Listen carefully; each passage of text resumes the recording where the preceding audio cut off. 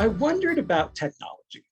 Like, is technology a good thing? Is it a bad thing? You hear, social media can have all these issues, but then some people use social media and seem to do really well with it. Or even more broadly, not just social media, but technology assisted communication.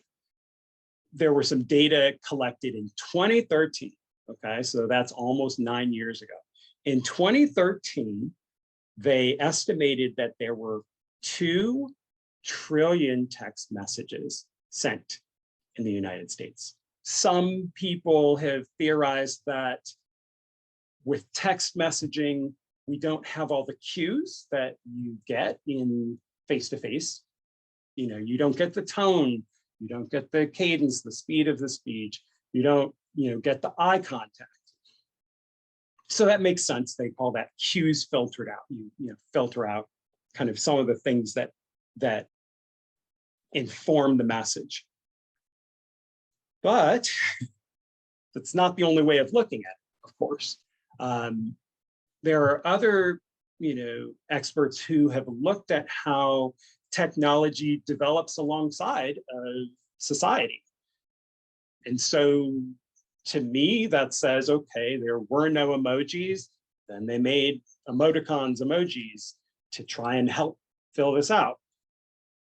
There's kind of shorthand that people use in texting that may make it a more adequate way to convey, the message. And even just with practice and kind of the norms of doing things like texting, but it may be that with practice and maybe with a sense of what the normal thing to do with texting, maybe that helps to improve the quality of connections. I do find that I think there's a lot about the way that our brains are set up from, kind of from a neurological study perspective, because that's part of my expertise. There's a lot about that is impacted by facial expressions and body language. The greater portion of communication seems to be through body language. But that doesn't have to be the only thing. And it seems so relevant at a time when we're trying to address loneliness. We're trying to help people be healthier mentally, physically.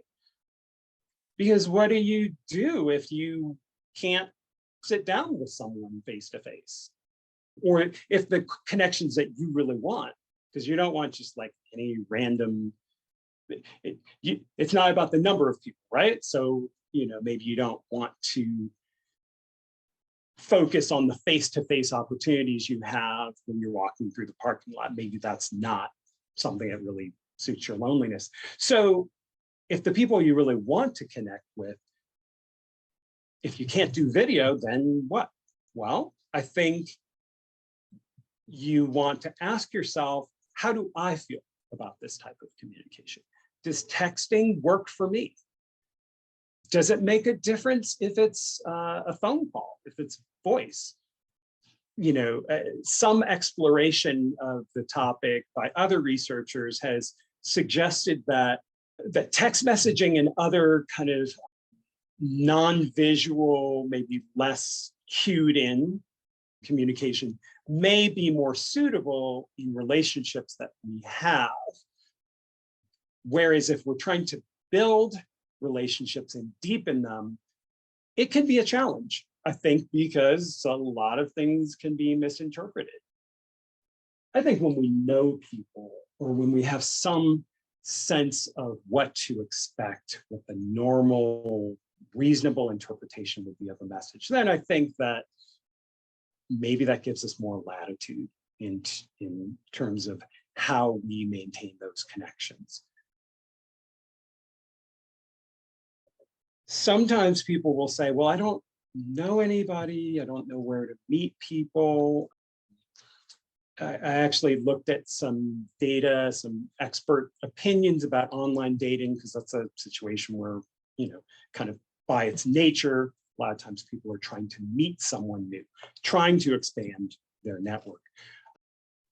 And, the suggestion is that the internet can be a really great way to find people. It's not always a great way, or technology is not always everything we might want it to be when it comes to deepening and building those connections. Maybe it is for some people, but I would say that it can be really useful to leverage technology to find people, whether it's meetup groups, whether it's, interest groups online, whether it's people doing something together through technology.